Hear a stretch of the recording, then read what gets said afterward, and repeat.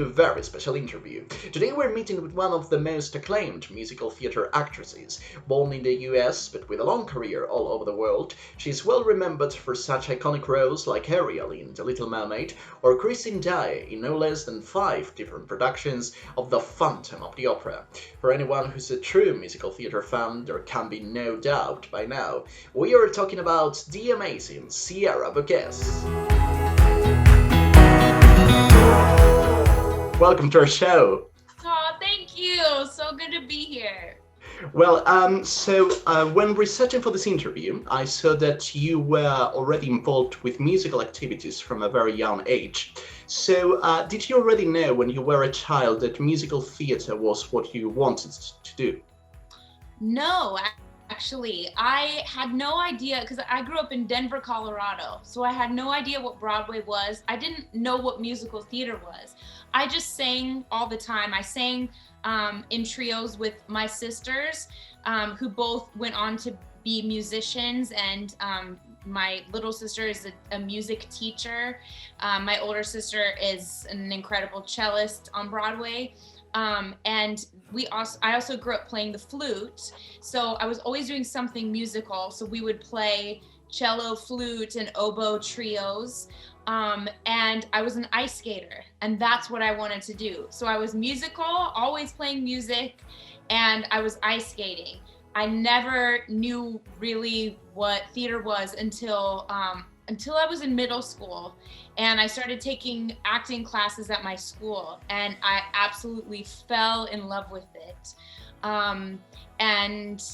It wasn't until well into high school that I went to New York for the first time, and that in my drama class, then we would put on different musicals and stuff like that, and then I realized I can major in musical theater, and I can do this for a living. And so it just sort of grew. But I always was doing musical things and using my body to express myself through skating and performing, I guess, in that way. But it's weird. It's, as I really reflect, it wasn't musical theater that was the thing that I knew I have to do. Yeah. Very, very interesting. However, now that you mentioned it about majoring in musical theater, I saw, maybe it's wrong information, that you majored in fine arts instead of musical theater. Is that correct? I have a BFA in musical theater from Millikan University. Okay, so that information is definitely wrong. Yeah. Perfect.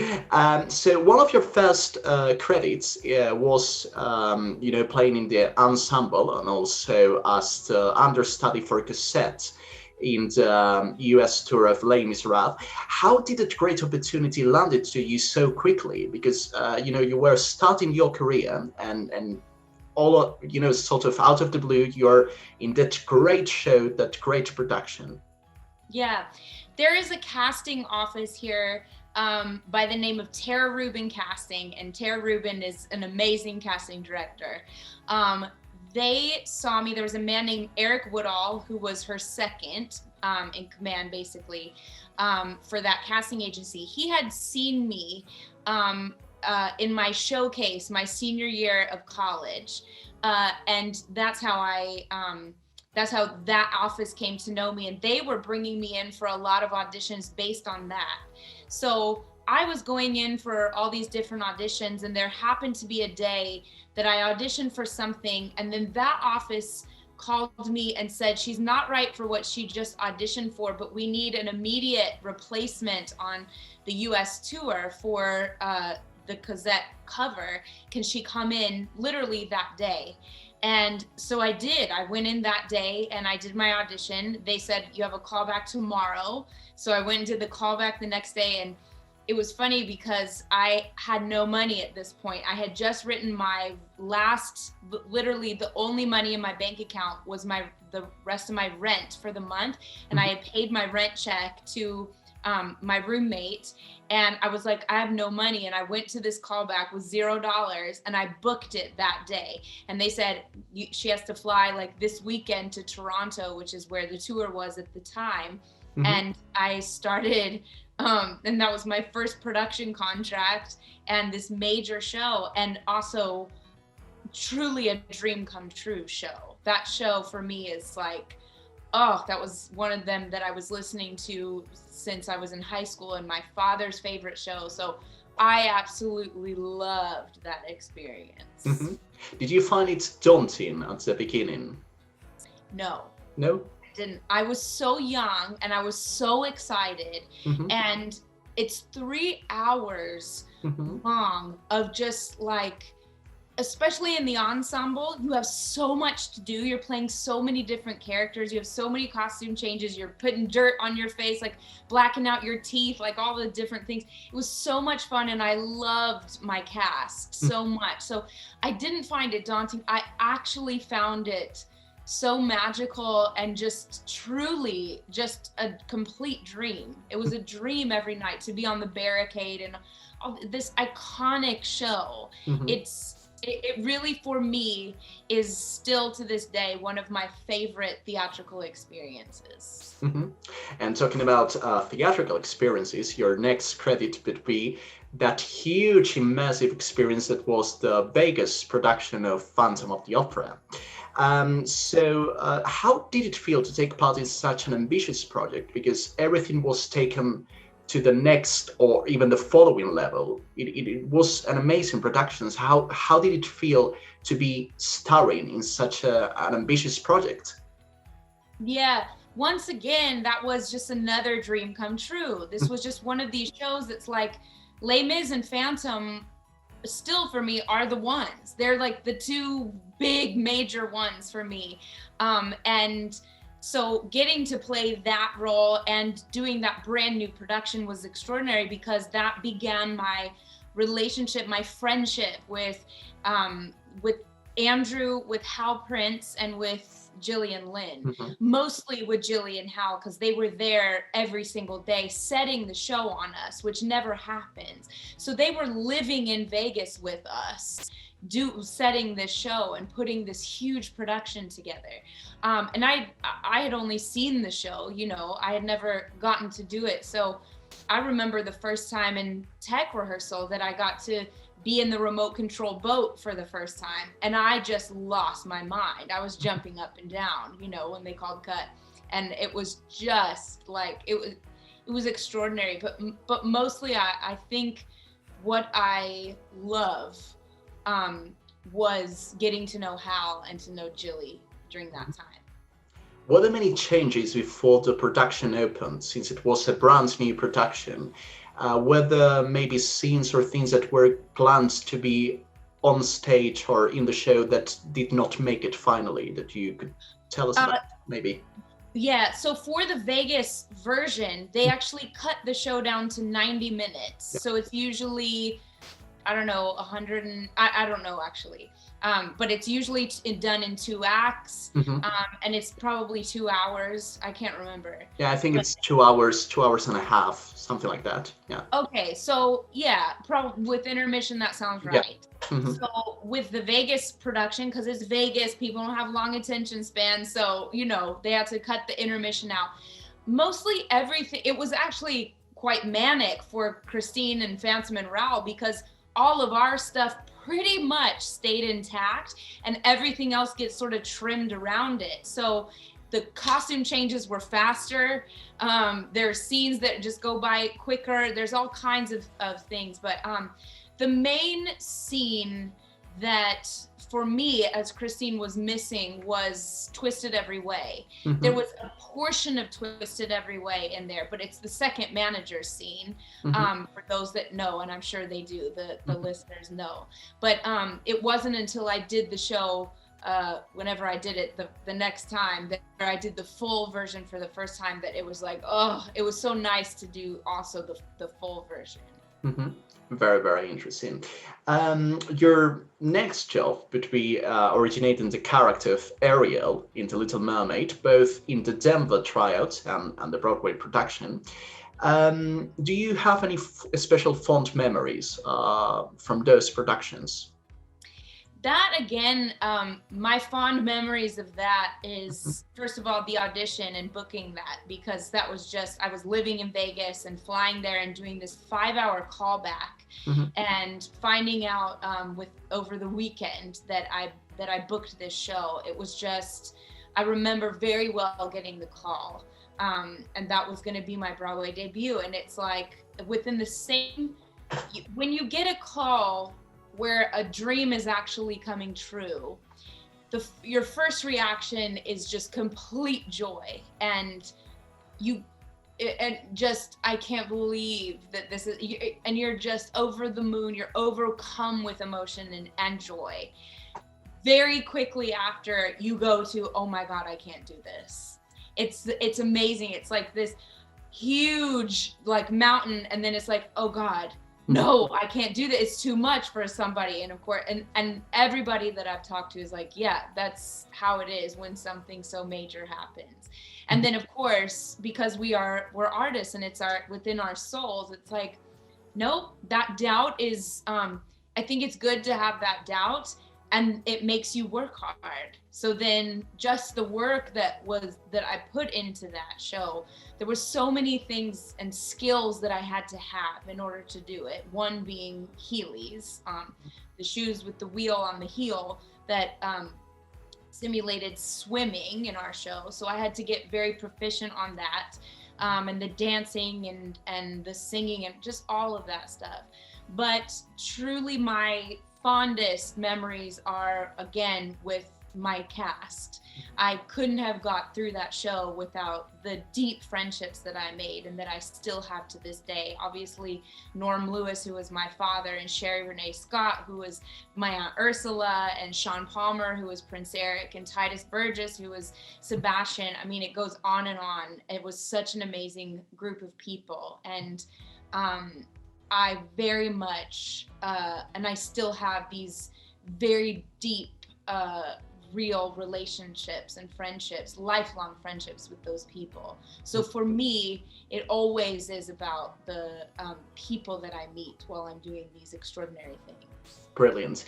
And as you said, one of the first reactions that you would have was that it was extremely challenging. But I'm wondering, since you were also in the tryouts during the Broadway previews, we all know that those are very hectic moments because things are changing all the time. Was that the case with Little Mermaid? I mean, were scenes cut from performance to performance, and it became even more challenging because of that? Yeah. That was, and to be clear, I got nervous and had doubt before I ever even walked in the room, before I had even moved from Vegas. It was just my own personal, and I just articulate that because I know a lot of people think like, oh, everything, like people must always just be so secure and confident. And I just want to say that's like, no, not always. But yes, when I didn't know that that's how brand new shows work. I didn't know that you cut scenes and previews, or that I would have new lyrics to a song that I have to put in the show that night in performance in front of an audience. I loved that stuff though. That fuels me. I am very much somebody who does well under pressure, which is weird, but also not, because this industry is there's a lot of pressure. Yeah. But yeah, to just know that it's like, I have to get these lyrics out and I have to make this work. And I had Post-it notes all over my mirror of like, okay, the changes today, and here's what was cut today, and here's what's new, or where they worked a lot, especially on the final scene in Little Mermaid, of how we conclude this whole thing. That was a very difficult thing to convey on stage, because you have an undersea world and an on land world that have to come together. Mm-hmm. Very interesting. Moving back to Phantom, your next, contact with Kristen Dyer would be originating the character in Love Never Dies. Yes. Was Andrew who contacted you about, being Christine? Andrew Lloyd Webber, did he contact you because he had you in mind for the role, or which was the process? So you went into that production? Well, I wasn't close with him yet, so I didn't have a friendship in the way that I did with Hal and Jilly. So I had an audition And my first audition was for Andrew Mhm. and Glenn Slater, who was the lyricist of Little Mermaid. So both of these people knew me. Glenn knew me very well, obviously, because I had been doing Little Mermaid for over a year. And Andrew did remember me. I got, after that audition, I got a call back, and I auditioned, or I did my callback for the director, Jack O'Brien, who then became, I mean, still to this day, one of my favorite directors I've ever worked with. And I did my callback for him. And I remember also getting that call saying that this is going to be your show. And I literally, I was in the park and I fell to my knees. Because I have a very strange and wonderful connection to London. I don't know why. I have some type of genetic memories, which I just found out is a thing. You can have genetic memories. And there's something about London that's very special. And there was something that I always knew in my gut that I wanted to perform in London's West End. Almost more than Broadway. And so once I knew that I get to move to London and create this show and this role that I love so much, it just was, it was unbelievable. So yeah, that's how that came about. And since you were, working directly for this show with Andrew and Glenn, because they were creating a brand new show, did you have any kind of creative input? Because sometimes performers, when they are, the first ones to portray a character, they can give some notes to their creative team so they can make changes. Was that the case, or was it very straightforward from the creative team? It was, what you're talking about happens a lot if somebody is a big star, or and remember, at this time, this was my first West End show. I have done one Broadway show. I'm not the Sierra Boggess that everybody knows. So first of all, I never thought for a second that's like they need my input. So that was not the case on this show. But it was very collaborative with Jack O'Brien and I, and Ramin, who was playing Phantom, Joe Milson, who was Ral, and Liz Robertson. We did a lot of work. We did a lot of readings. We did a lot of, we actually recorded the cast album before we even went into official rehearsal. And that took a year to do. So there had been a lot of, how I sang it had been sort of, I sang it how I sang it, and then Andrew would say, let's do this or something. So there was a lot of, when you have geniuses, especially behind the table, you are going to defer to them. And no part of me felt like I needed to suggest anything. And I also didn't, no. So the short answer is no. Okay. But at the same time, it was very collaborative, and Ramin and I very much put our stamp on those characters.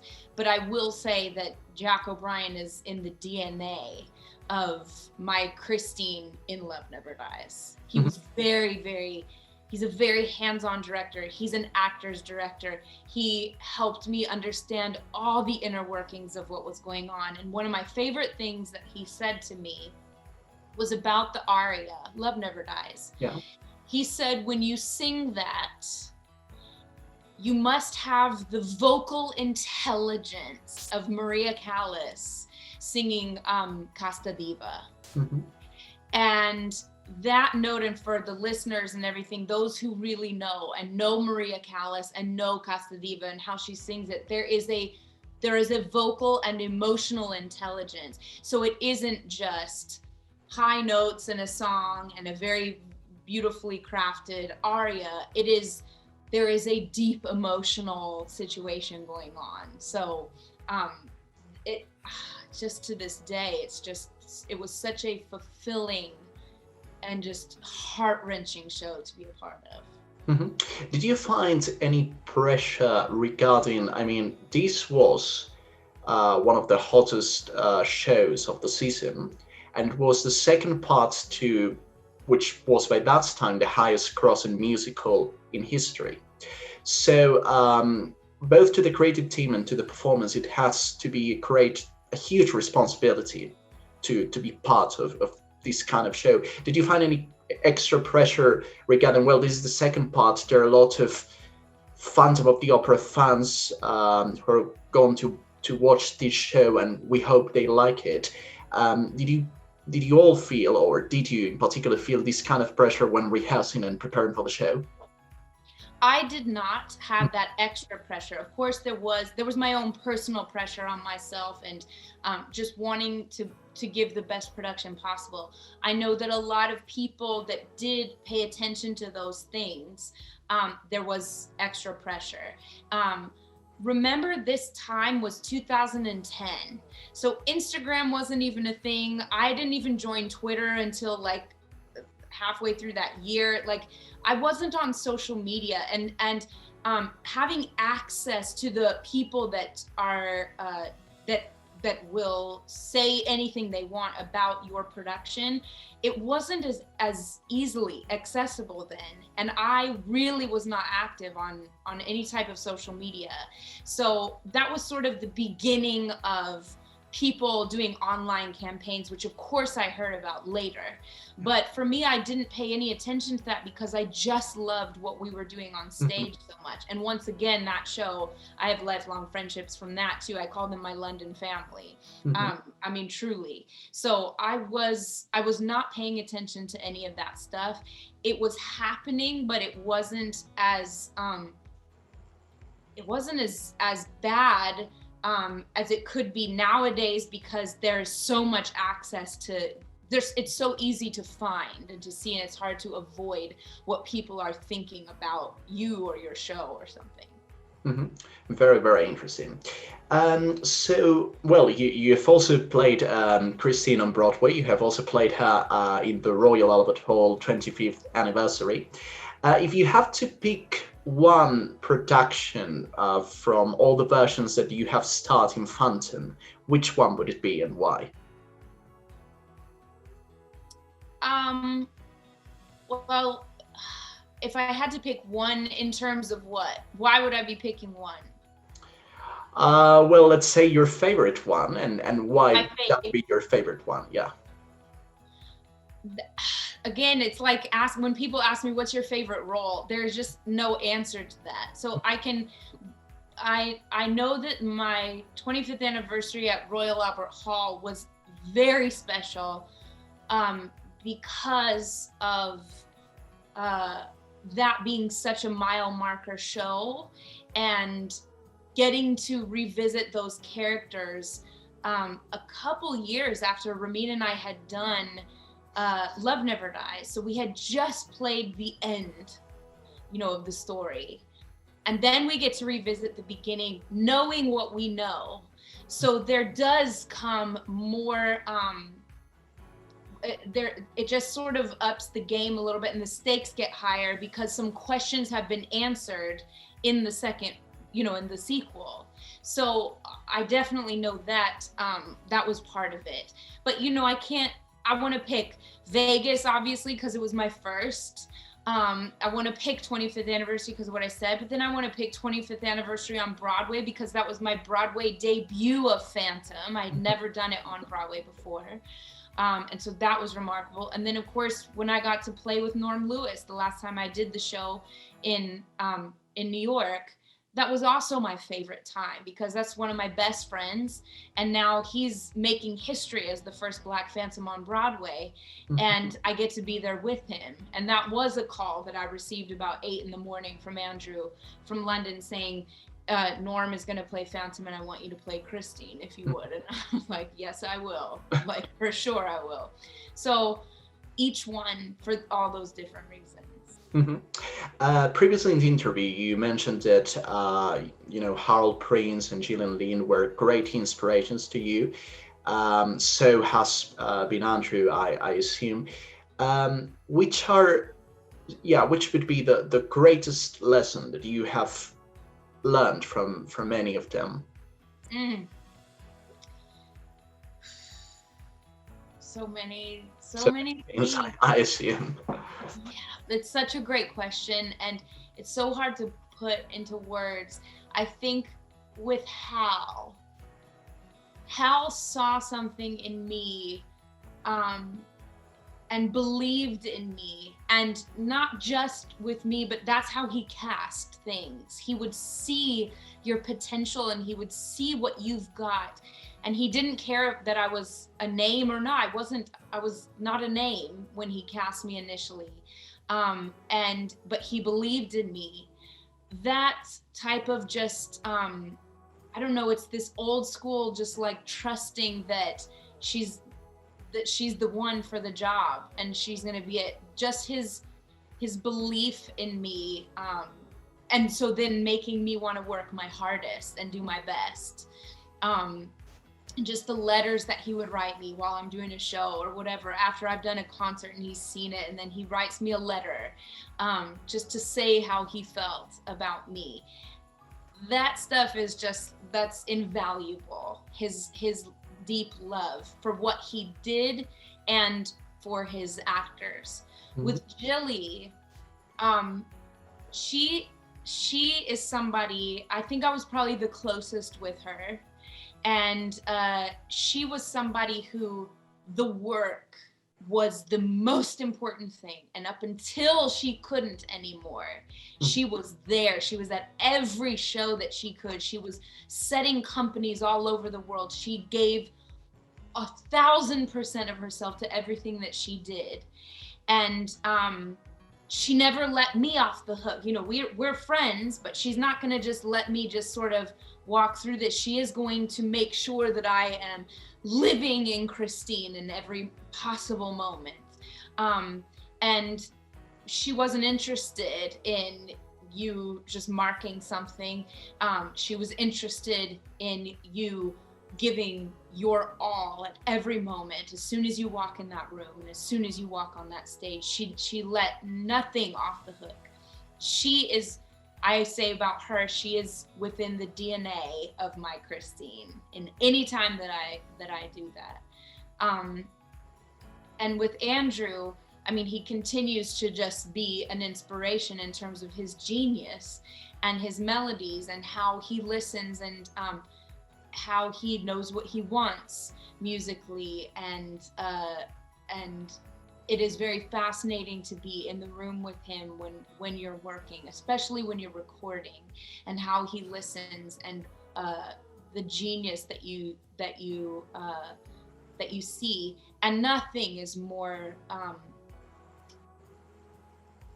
incredible than being with him on his, you know, in personal time, and having him go and play you a song that he's just written, or play you the song that he just wrote, and you're gonna sing it, you know. That's extraordinary. Brilliant.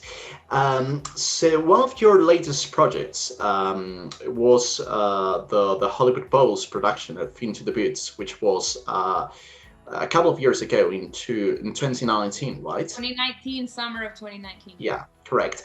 Where you start along such renowned performers like Shelley Jackson and Guppy Goldberg. So, what can you tell us about this unique experience? Because it was a three-performance event, I believe, and it was an all-star cast, so it had to be exhilarating.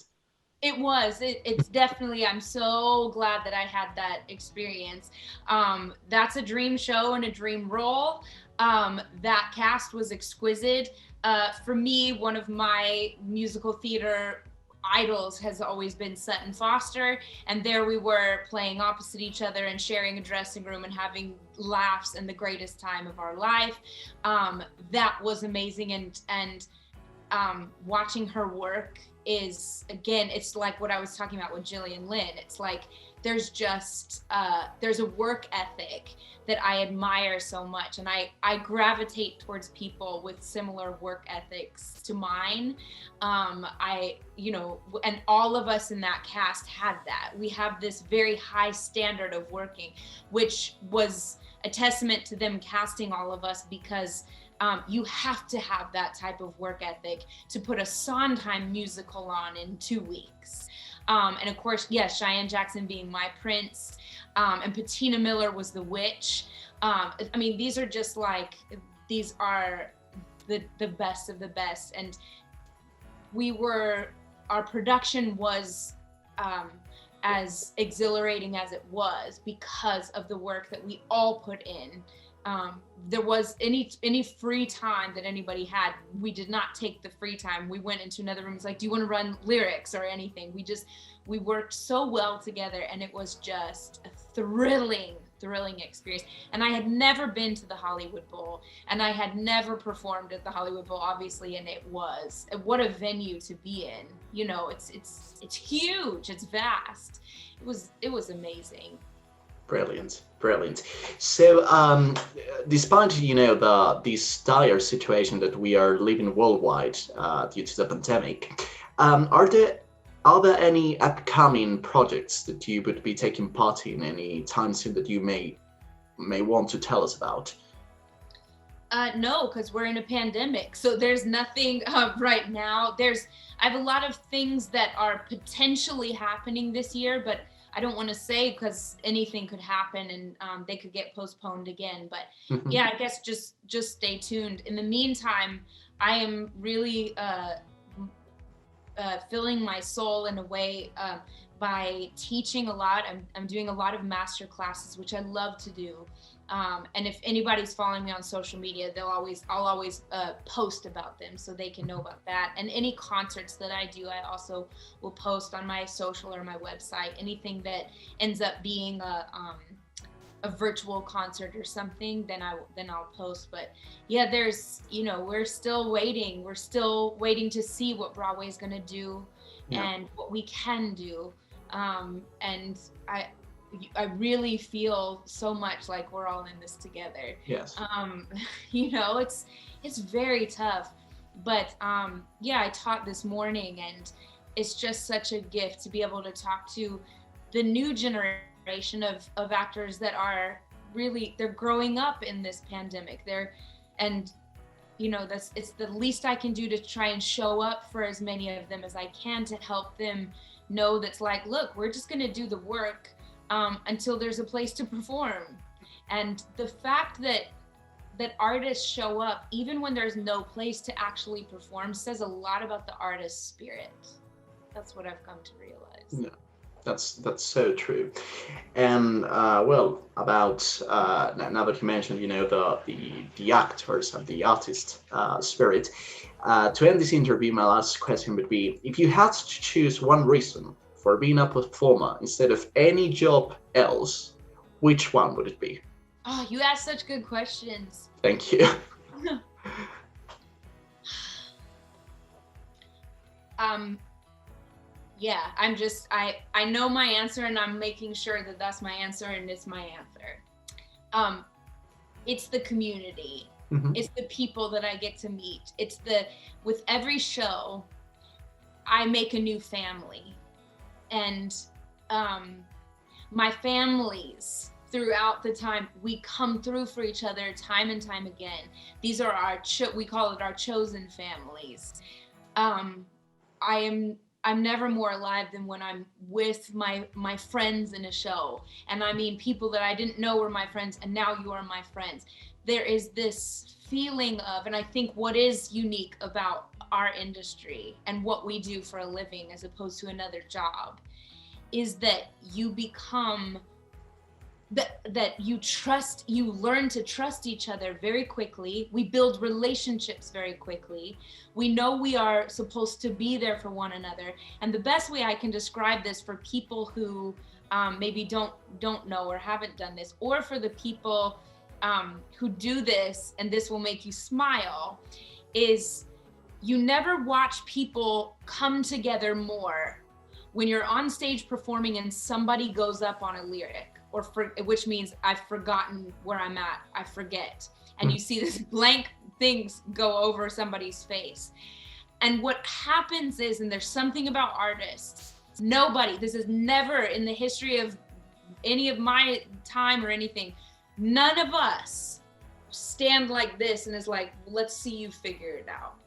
What instead happens is quite the opposite. We all come together. You see us okay, here we go. We're going to help get this on track. We're going to get us on, we're going to get back in the scene somehow. We're going to make this okay for you, for the audience. It is the most collaborative. It is the most joyous and delicious thing that we get to trust each other and lean on each other and love each other.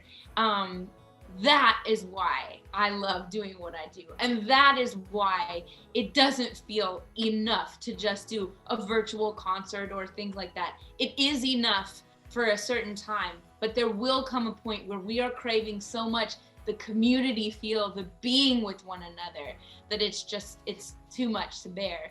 That is what I miss the most. And that is why I love doing what I do. Well, that's truly inspiring. Well, thank you very much for this lovely interview. It's been a pleasure. Thank you for these awesome questions. Well, thank you very much. And everyone, please remember to follow us on our social media. And we hope to see you on our next interview.